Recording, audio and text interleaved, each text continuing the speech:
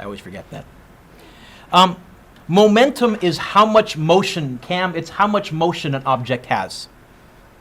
So I'd like you to imagine for each of the diagrams below, state whether you think the amount of motion is comparatively large or comparatively small. So this small, if you have, for example, a small ping pong, and it's going very slowly, do you think it has a large amount of motion or a small amount of motion?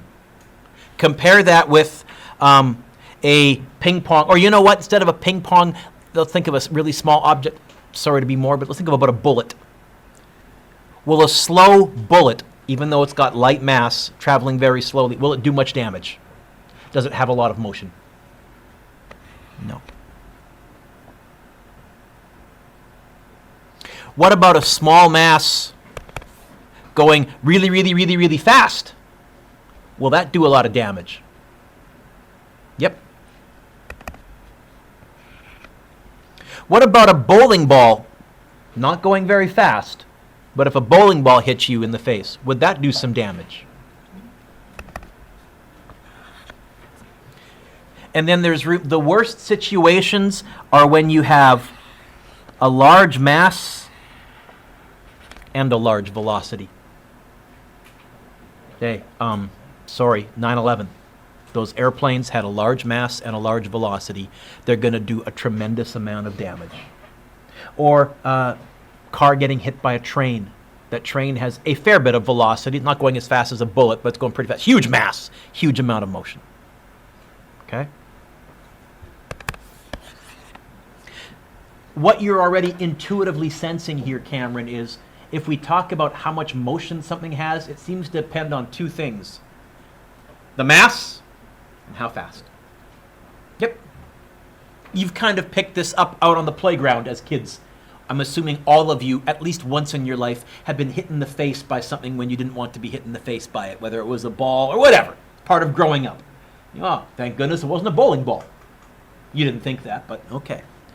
So explain your answer. I think it's intuitive. Momentum is the amount of motion an object has, and it depends on both mass and, do me a favor, cross out the word speed. It's a vector, and I need to change it. Velocity. In fact, it's mass times velocity. We call it the motion product. Momentum. What letter does momentum begin with? Sadly, M's already taken by mass. But it's a product. It's a product. You know what? We use the letter P for momentum. Momentum, P, and it's a vector, is equal to mass times velocity. And it gets its, because mass is a scalar, momentum gets its direction from the velocity direction. Whatever direction the velocity is, that's the direction of the momentum. It's mass times velocity. What would its units be? Well, what do I measure mass in? Kilograms. What do I measure speed or velocity in? Now, you may recall in the last unit, work was force, newtons, times distance, meters. We said work was measured in Newton meters. We call that a joule. This one here has never been shortened. It's still kilogram meters per second, but as I understand it, there is currently a movement afoot from the International Units Society, from the Standard System International, to rename this an Einstein. So this may change in your lifetime. We may say that momentum is measured in Einsteins, which would be a kilogram meters per second, but it hasn't happened yet. So we're not going to jump the gun, but he should have a unit named after him, we think. So this would be a good one to do. Note, I wrote here, a Newton second can also be used as a momentum unit. Really? Newton times seconds. How the heck does that work, Mr. Dueck? What's Newton a measure of? Force. Force, which is, I gotta be fussy, mg is a specific example, but F equals m, not g. That was the force of gravity, huh? Okay, so a Newton is really a kilogram meter per second squared. So a Newton second is a kilogram meter per second squared. See the MA? Times second. How many S's on the top? Do you see it? 1. How many S's in the bottom? 2. Turns out, Jordan, you do get kilogram meters per second. In fact, there's going to be some situations where we're going to say the answer is in Newton seconds. There's going to be some situations where we're going to say the answer is in kilogram meters per second squared. I don't care which one you use. I will never take marks off whether you use one or the other. But there are certain situations, Amy, where it's more appropriate to use kilogram meters per second. And there are certain situations where it's more appropriate to say your answer is in Newton second. And I will be appropriate, but I don't care if you're not. I'm just a nerd and I'll do it right. Momentum is what times what? Mass times velocity. Just that alone actually allows us to already start to answer some important ideas. You with me, Justin? You awake? Okay.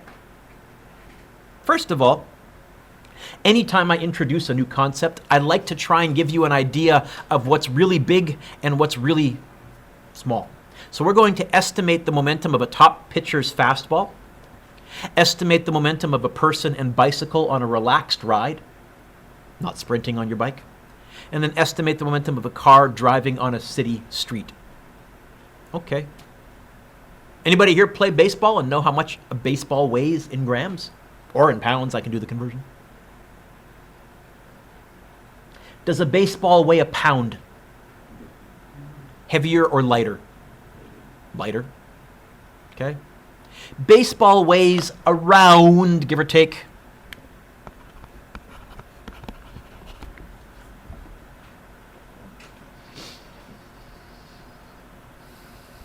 now, I did say a top pitcher. Baseball fans, what does a top pitcher throw in miles per hour? The nice round number that the best of the best get to.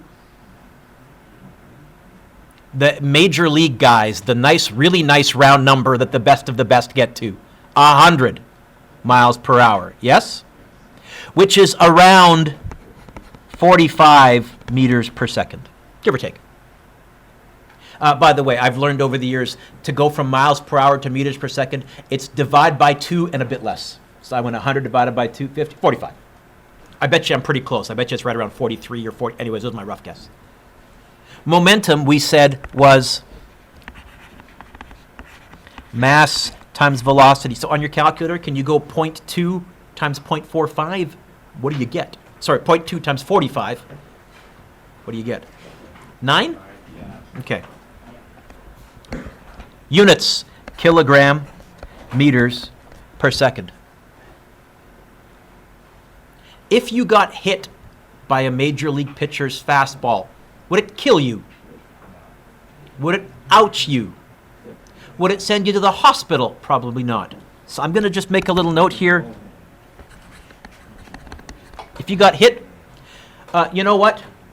What's a nice round number really, really close to 9?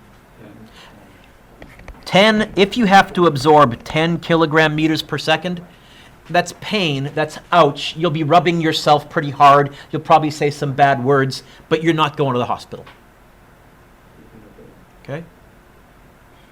Compare that with a bike and rider. What would the mass of a bike and rider be? Let's make the rider about 170 pounds, the bike about 30 pounds. You know what? Let's make it an even rough 200 pounds. I'm being very rough. So in terms of kilograms, let's make it right around. Can someone go 75 times 2.2? Because that's going from kilos to pounds. I'm a little low. Well, okay. Probably should have gone 80. Okay, speed. We're on a relaxed ride. How fast do you bike in kilometers per hour?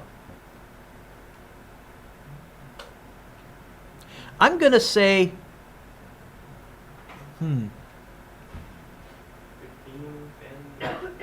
15, 10. Okay. I'm going to very, very cleverly say this.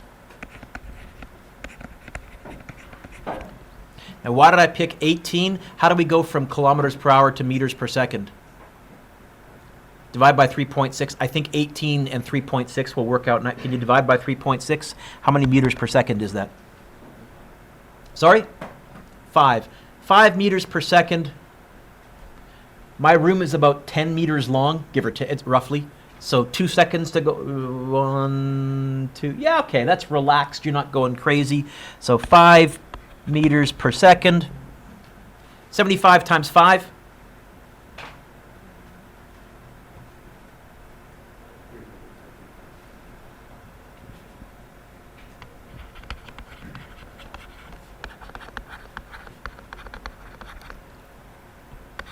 Around 400-ish. I'm trying to just give you an idea. If you got hit by somebody, if you were walking and a biker ran into you, would they kill you? Could they possibly break your bones? Yep. 400 or 500 kilogram meters per second? In fact, really anything up to about 1,000 kilogram meters per second is injury. But you'll probably survive. If you got hit by a car, what's the probable outcome?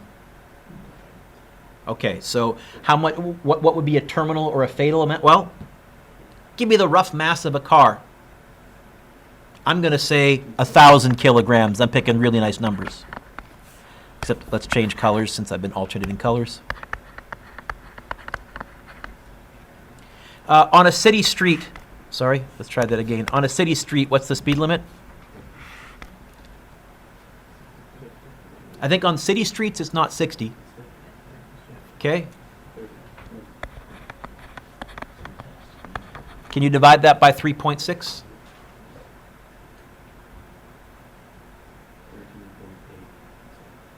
13 point?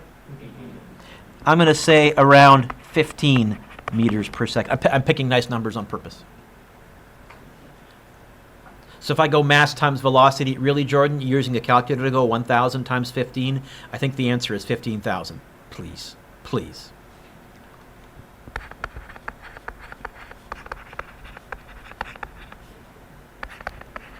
This would probably be terminal.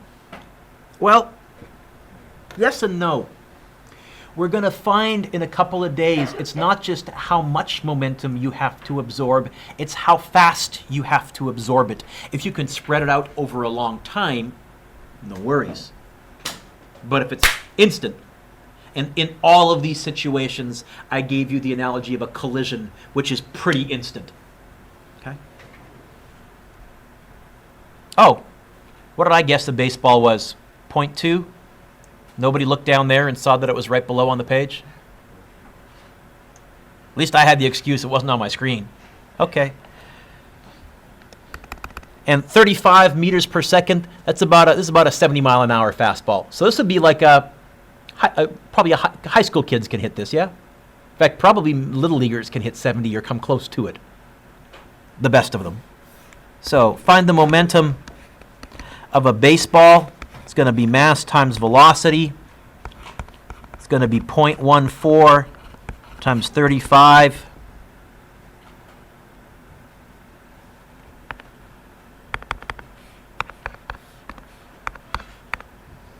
Yeah, 4.9? 4.9 kilogram meters per second.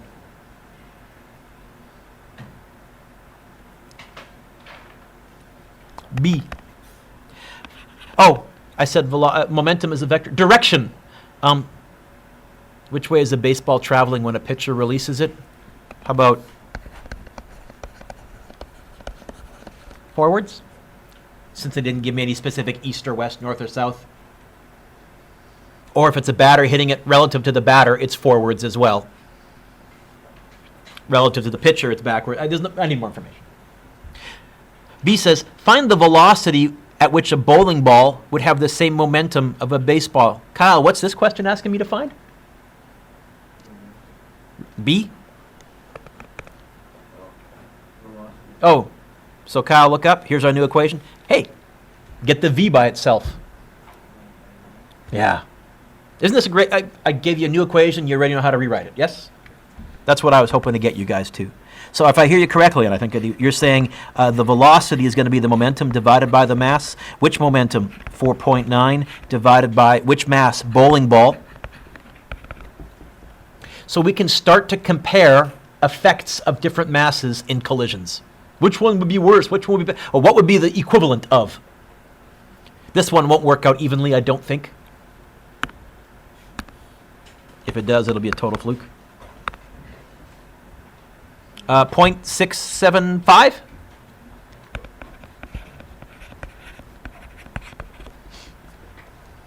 Now, this may seem really, really obvious, but in terms of physics, what's easier to play catch with? A baseball or a bowling ball? Baseball. Why? It's the mass, stupid. Okay? And which you all know, but there's the physics of it. If I send a bowling ball at the same speed or velocity as a baseball, the amount of momentum, the amount of motion that it has is pretty high. And I have to absorb that to bring it to a stop.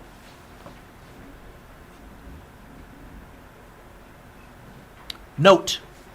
Turn the page. So example 3 says, prove that momentum change equals mass times velocity change. Note, hey, this is handy. Hopefully your teacher emphasized this in the last unit. Change in anything is what minus what? Let's all fill that in.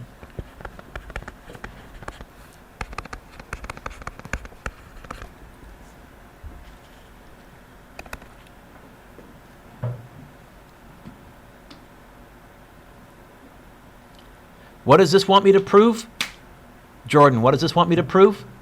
Momentum. Stop. How would I write momentum change? I guess that? Yes? Show that it equals what?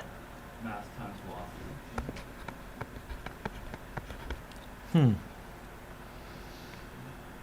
Okay. Let's start with this. Let's write it again.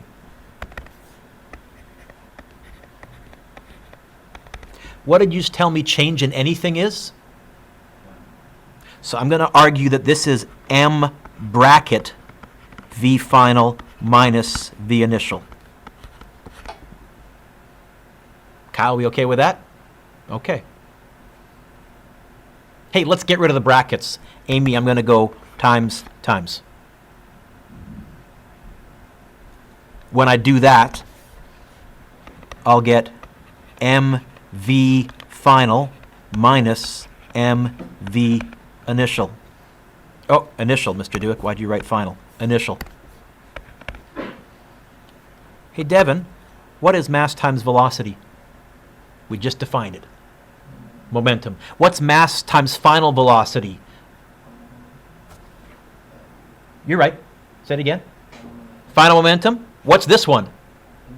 So if I hear you correctly, I think I do, you're saying this is final momentum minus initial momentum. And Devin, are you ready? Are you ready? Are you ready? What's final minus initial the same as? What was I trying to show? I was trying to show that change in momentum was the same as mass times change in velocity. I started with mass times change in velocity. I ended up at change in momentum. They are the same. In fact, every one of these lines is a different way of writing the same thing, the change in momentum. Some are handier than others. I usually jump to this one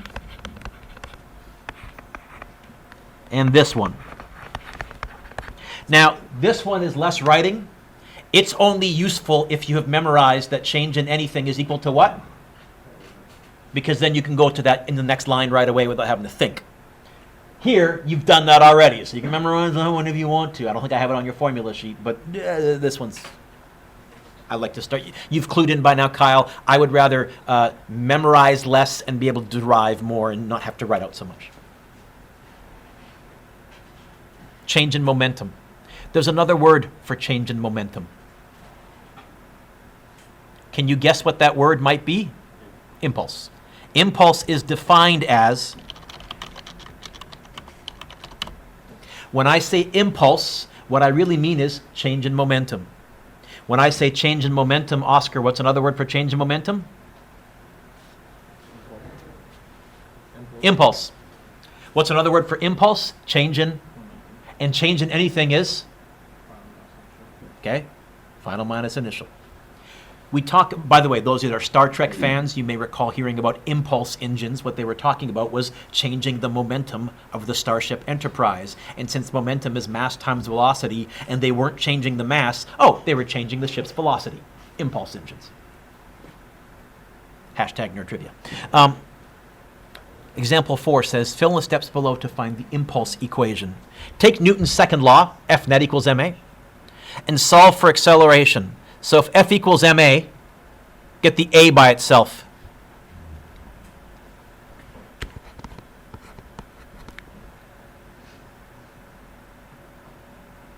So far, so good.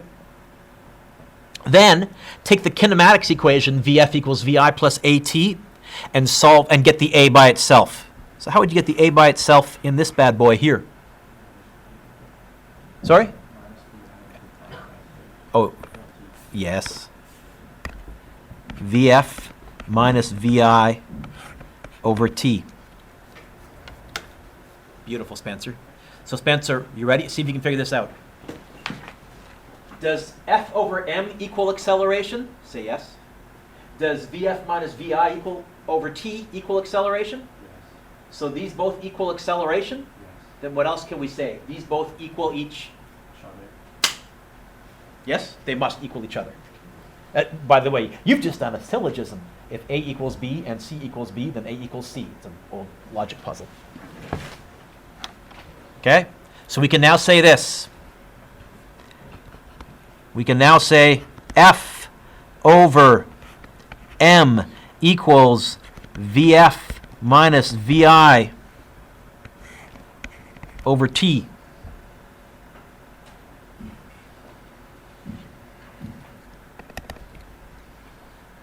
Then what, Colin?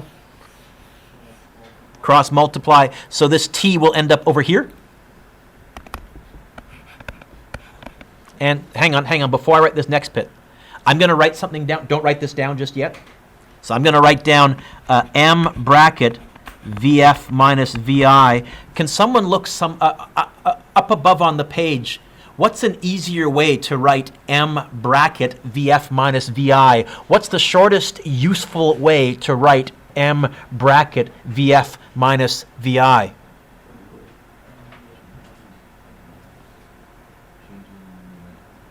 Even better than you were just saying, I can write this as triangle V. Actually, no, I can do even better. Isn't this the same as, which is the shortest possible way to write it? Here's what we can say. Force times time equals change in momentum. Where change in momentum is another word for, Oscar? Impulse. And change in anything is? Okay, so I can do a lot with that right-hand side, that little triangle P. I could rewrite that as MV final minus MV initial, or just final minus. I can do lots of stuff with that. It's traditional, just Amy, for symmetry, look up. Because there's a delta right there, you'll see this formula almost always has a delta in front of the T. T is always a change in because you have to start and stop a stopwatch. You have to go final minus initial. By default, you can't have one time. It's always an interval. It's always a final minus initial. But for some reason, for this equation, because you notice I've been sloppy, I almost always just write T. Here we bring the delta back. Wait a minute. It's a vector. Oh, come on, Pen. You've been doing so well. Pause the video. It's a vector, and it gets its direction from the force, because time is a scalar. So whatever the direction the net force is, that's which way your change in momentum is. Which, again, may seem obvious. If you push on something, you're going to change its momentum, its velocity, in the direction that you're pushing. Yeah. But there's the physics. This is the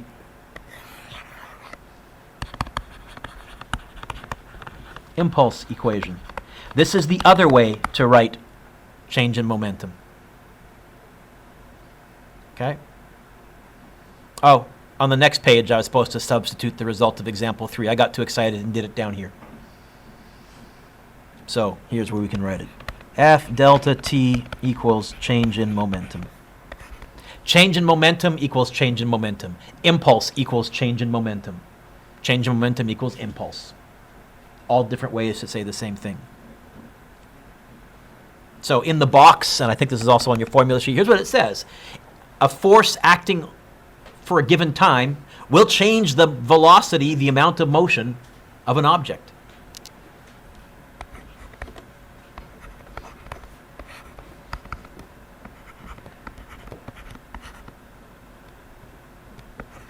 Or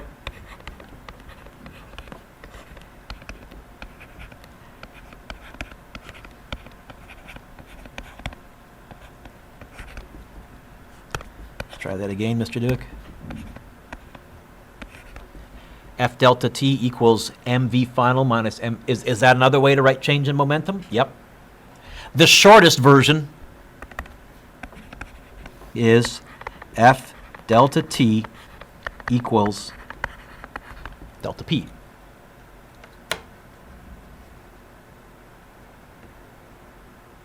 I like the black version because it's the least amount of writing, although usually I go straight to this middle version. Because I know, oh, what's change in anything? And momentum is mass times velocity, so I guess change momentum is going to be mass final minus mass initial, and that's usually the numbers that I have. What this means is, if you tell me my final velocity, my initial velocity, and for how long things were going, I can tell you what the force applied was, or the force required to accomplish that is. Or if you give me the force that you're applying, and for how long, I can tell you the final or the initial velocity. You may have noticed I'm paying way more attention to vector notation than I was for the last few lessons, because energy, work were scalars. This is because in momentum there are often changes in direction. For example, if you throw something against a wall and it bounces off the wall, one way was positive, one way was negative. If you tackle something and you bounce off the object that you tackle, or in football, if a guy is coming towards you and you tackle him and you send him backwards, there is a change in momentum, there's a change in direction, there's going to be a vector issue. So, example 2. Same question, but I'm phrasing it slightly differently. This .144 kilogram baseball is pitched horizontally at 38 meters per second. After it's hit by a bat, it moves horizontally at negative 55 meters per second. Why negative? Okay, so I assume here's my initial, there's my final. There is a change in direction. I could have let the initial be negative, but then I'd have to let the final be positive. All I know is, Justin, I've watched enough baseball to know that the ball comes in and then it goes out in the opposite direction. And let's assume it's a nice line drive. We're not going to worry about pop fly. That gets yucky physics. Justin, what does part A want me to find?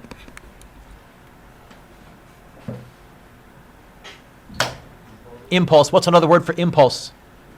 So I'm going to start out by writing this.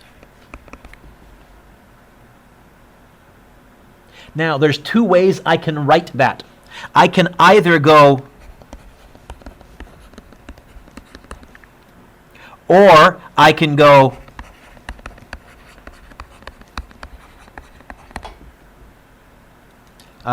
vector, vector, vector, vector, vector, vector. Which one am I going to use here? Well, I go look at the question. Did they give me both velocities, or did they give me a force and a time in the question?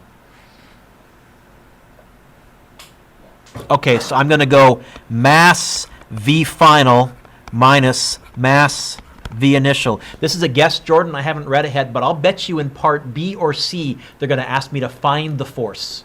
Are they? Ah, okay. There's really two ways. They're either going to give me the force and I can find the change in velocity, or they're going to give me the two velocities, I can find the net force. It's going to be... Justin, what's the mass of the baseball, my friend?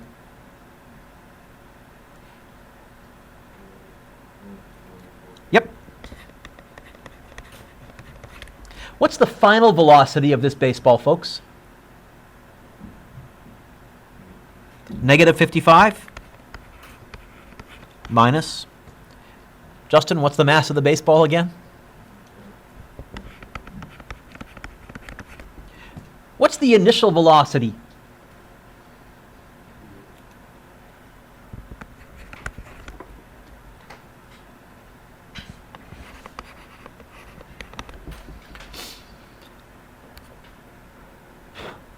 What's the impulse? What's the change in momentum?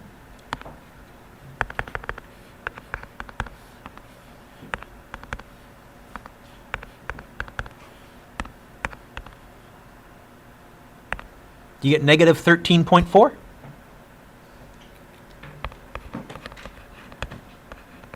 Negative 13.4 what? Kilogram meters per second.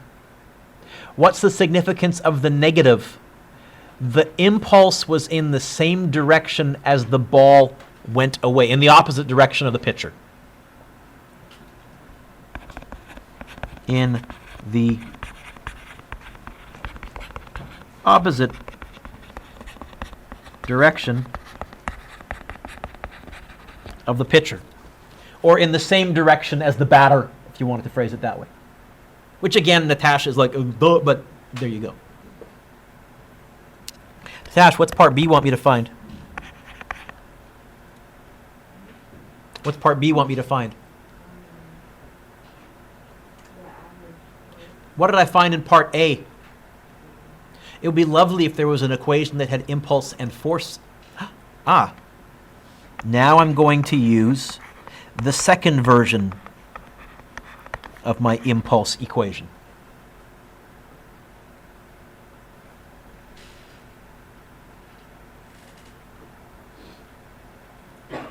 I'm going to draw a little line like this because I'm going to do part C over here.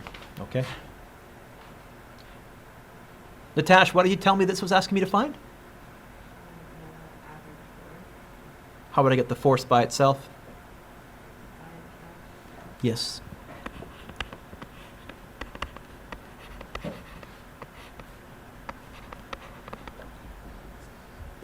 That equation right there explains a great deal about racket sports and hockey and baseball and golf. We'll talk about that in a second.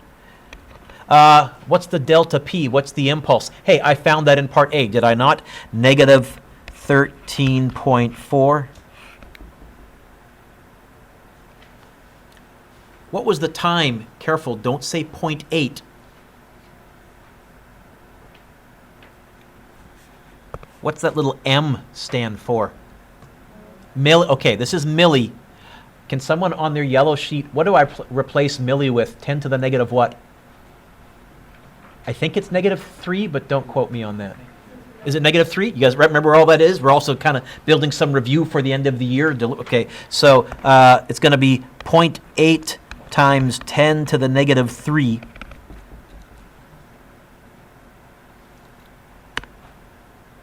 Divided by bracket 0.8 times 10 to the negative 3. Ah! No? I missed you. I got Amy right over your shoulder. I hit Amy between the eyes. Oh! Now that's a big force. Wait a minute. Does a baseball bat deliver a fairly big force? I think I'm okay with this. Is that right? You get negative 16,740? Yep. So I'll go negative 16,700. What's the significance of...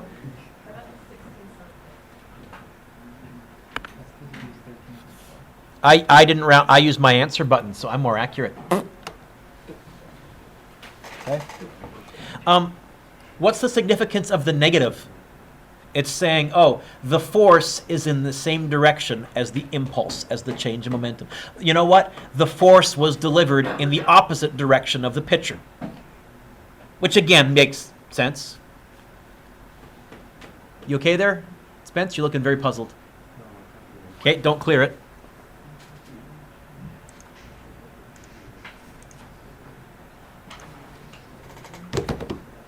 Cam, what's part C want me to find? acceleration. What did we find in part B? Be wonderful if there was an equation that had force and acceleration in it. Oh! What equation has force and acceleration in it? F equals ma. Or A equals F over m. Which F? I think what we found in part B. The acceleration is going to be, I'm going to write negative 16,700, but once again, I'm going to use my answer button on my calculator since it's more accurate. Why would I round off and do more typing when I don't need to? Divided by the mass, which was 0.144.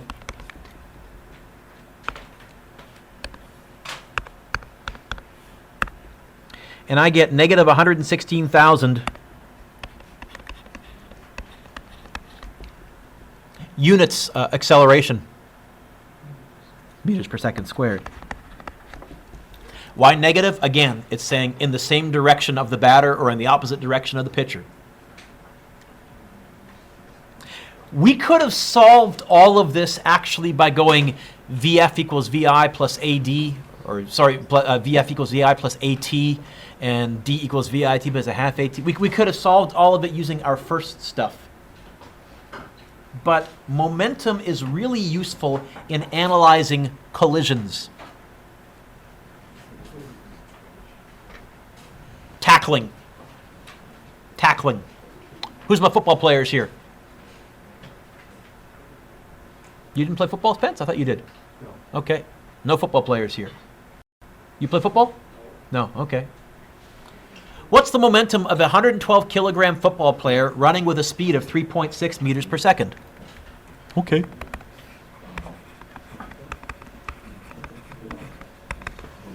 It's going to be 112 times 3.6.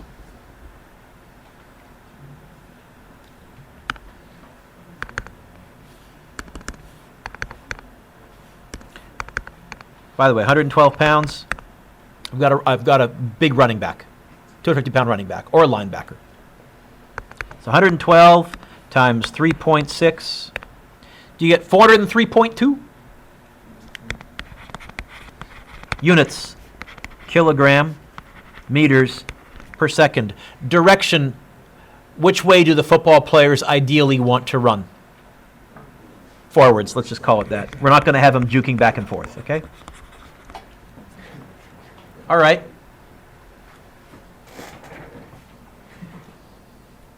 Cade, what's part B want me to find?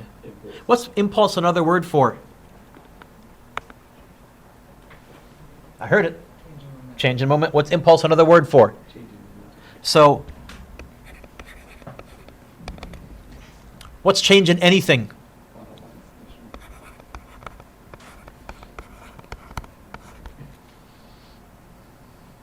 I'm going to underline one word. In any tackle, what's the final momentum always? 0. By the way, in any car crash, what's the final momentum always? Okay, so 0 minus, what was the initial momentum? 403.2. Not the initial velocity, the initial momentum. Right? In your head, Jordan, no calculator. 0 take away 403.2. Isn't that just negative 403.2? Could we safely say that?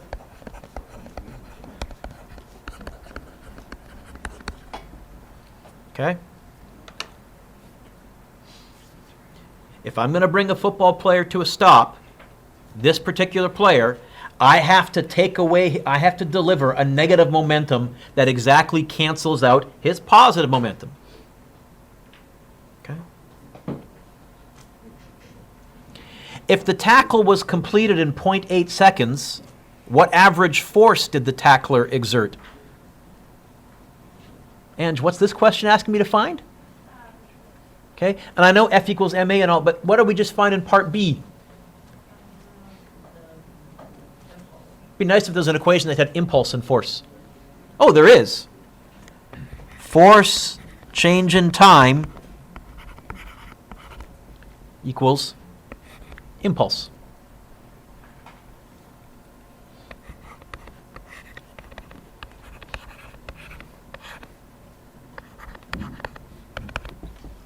Divide by t, by delta t, but by t. Negative 403.2 divided by 0.8. Now, 0.8 seconds, that's, you know what, a fairly long tackle. That's grabbing him and bringing him to a stop in football. What if the time was way, way smaller? What would happen to my answer? What would happen to the force? These are the big hits. The big hits are when the collision is almost instant. So if you watch football, the big hits are, oh, he didn't wrap him up and drag him down and bring him to a stop. He hit him. Really what we're saying is he had to deliver the same change in momentum to bring him to a stop. If he's going to do it shorter, he has to hit him harder. Does that make sense? It's a little football physics here.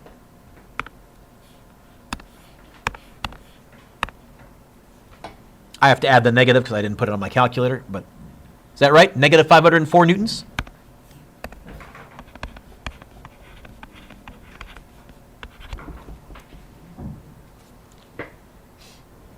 So although we solved this using impulse, we could have solved it using Newton's laws. We could have gone Vf equals Vi plus At and F equals Ma. But why do we bother with momentum and impulse? Well, the main reason is it's the best tool we have to analyze collisions and explosions. In fact, what I say, it's the best problem for jeunes, collisions and explosions, and that's next lesson.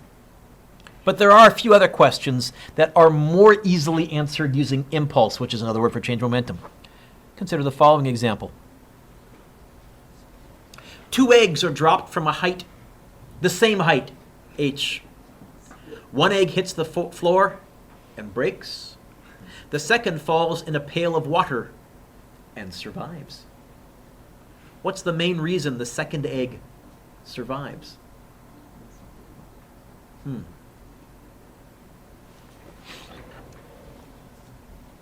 Well, what's the initial velocity of both of these eggs?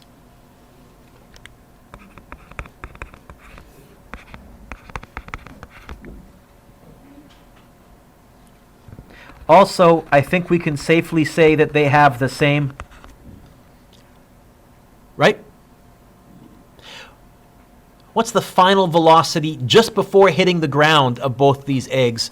Well, if they're falling the same height, I think we can also say, I'm not talking after impact, I'm talking split second before impact. Is that all right? Yeah?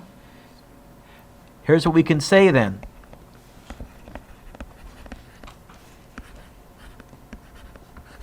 They have the same impulse. Because if they have the same mass and the same V final and the same V initial, then they have the same MV final minus MV initial. So why doesn't the other egg, the second egg, why doesn't it break? What's another way to write impulse? Impulse also equals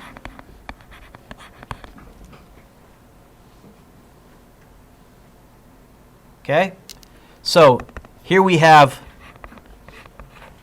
floor, here we have water.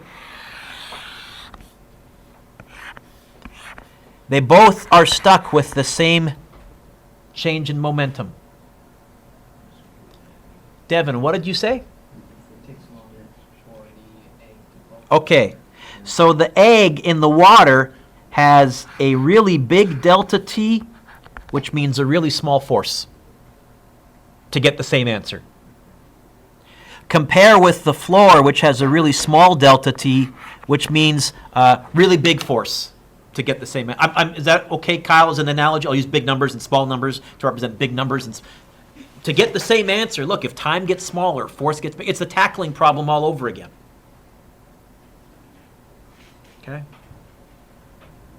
This explains, folks, airbags and seatbelts. Because I said to you way back at the beginning of this lesson, well, absorbing the momentum from a car hitting you is terminal. Actually, it's not. It's all in how fast you have to absorb it. Every one of you has gone from 100 kilometers per hour to 0.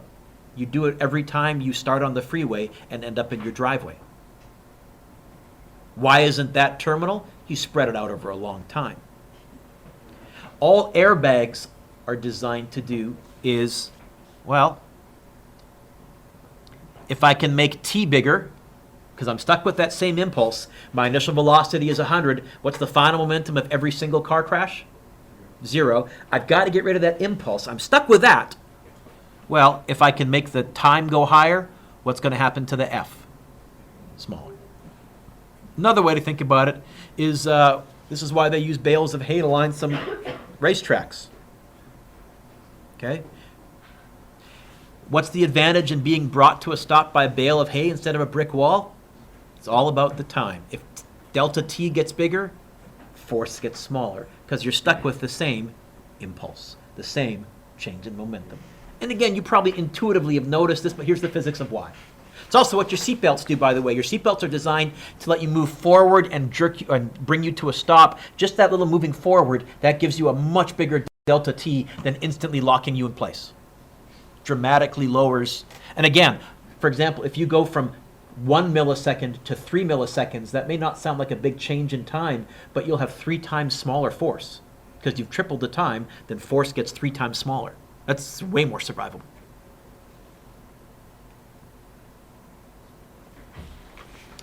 Turn the page. A little sports science. In many sports that involve striking something, tennis, baseball, soccer, golf, players are told follow through when they come in contact with the ball. Why might this help the ball leave with a greater velocity?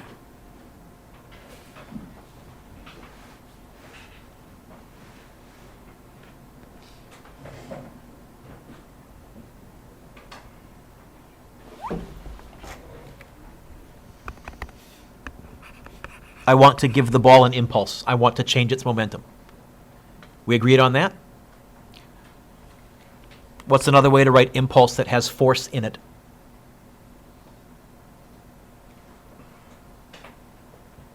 What's our impulse equation?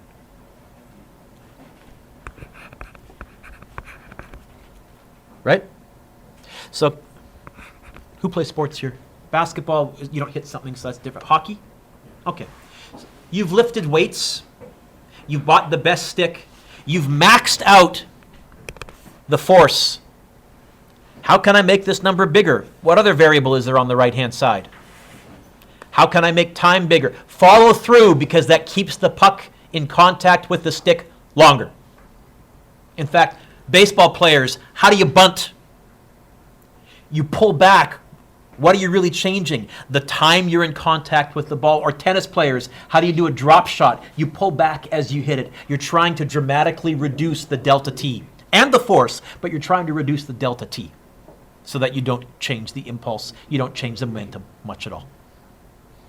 That's why you follow through right there. Once you've maxed out your strength, and this is true in any sport, once you've maxed out your physical strength, it all comes down to technique. And if you don't think that science nerds have looked at the physics of any sport out there, yeah, totally. There's a whole science of sports out there. So Spence, you're the hockey player. That's why you don't hit it and jerk your stick back. You're taught to follow through. It's all about increasing the delta time because you've maxed out your force. But if you can keep it in contact for twice as long, the puck has to go away twice as fast because you didn't change the mass of the puck. So what's going to change? Momentum is mass times the velocity. Okay. Which has more momentum? A 1,000 kilogram car moving at 100 kilometers per hour, or a 2,000 kilogram truck moving at 50 kilometers per hour? It's a trick question. What was? Yeah.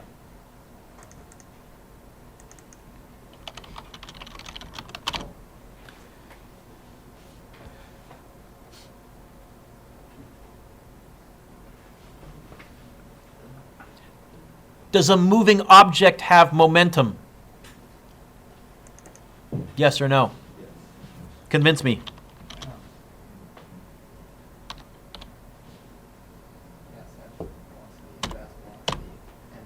Okay. Does the moving object have impulse? Convince me. Impulse is the change, and if it's not changing, it's Okay, so if v is constant, what we're really saying, this goes all the way back to Newton's laws, if you're going at a constant velocity, there's no net force, because there's no impulse.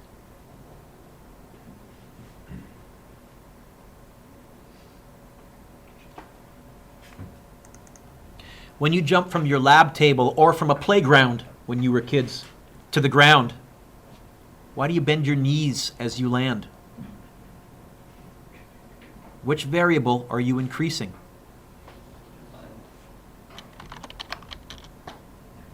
Do I have a delta here? I might. Ah! That was cool.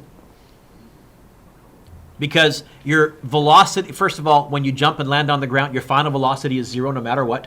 And your initial velocity is whatever you hit the ground with. Oh, yeah, if I bend my knees, that spreads the collision over a longer amount of time. It's like a built-in airbag. It's all airbags do. Okay. Or, how many of you, when you've been driving to the Pitt Bridge on the Lougheed, you'll notice right by the cement barrier, what's right in front of the cement barriers?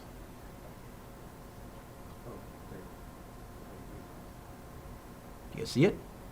They have big plastic water barrels. What does that do? How does that make that hitting the cement barrier more survivable? Pardon me? Yeah, how? Which variable does it increase? Time. You can also talk about it in terms of energies, because you can say, because the car has kinetic energy, it gives some of its kinetic energy to the water that goes flying off everywhere. That's another way to think about it as well. But in terms of momentum, is really easier to wrap your brain around for collisions. Hey, which of these is more likely to knock out a boxer?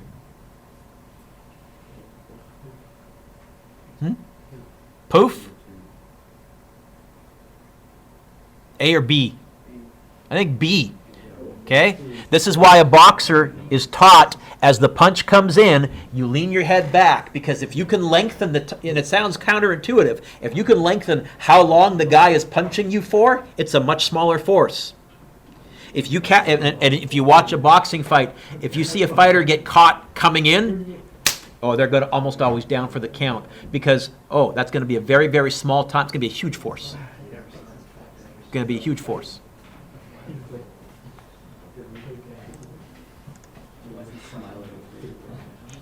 What's your homework?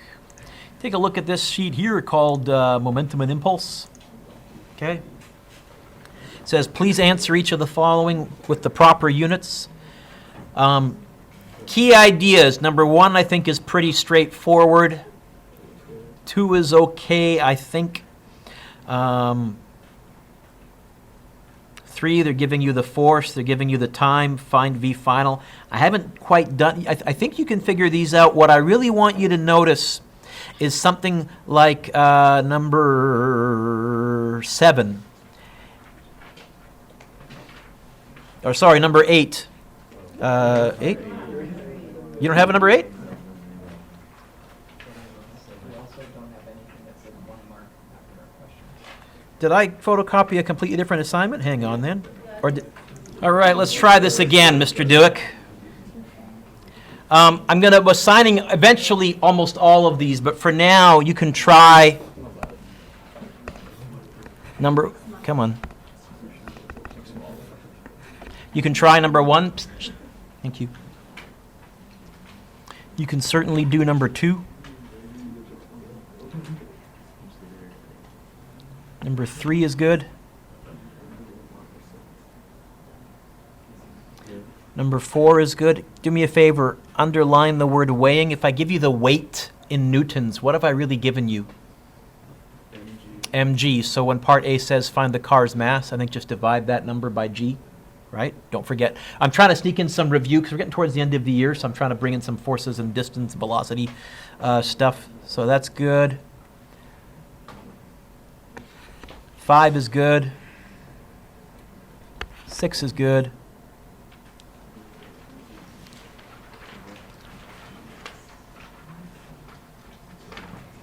Temporarily pass on 7.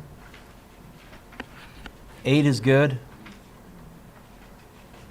And then there's some scrambled answers, yeah? And then we can try number 1. 2. These are challenge questions. This is what I wanted to talk about. The fact that you have west and east, you'd better let one direction be negative and one direction be positive. I don't care which one.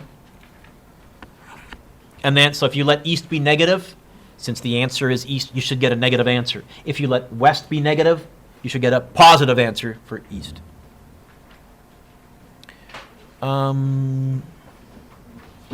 Number 4 is really, really tough, but so your hint for number 4 is I didn't give you the, well, you know what? I'll let you think about it. It's a good review. Pinball is good, number 5.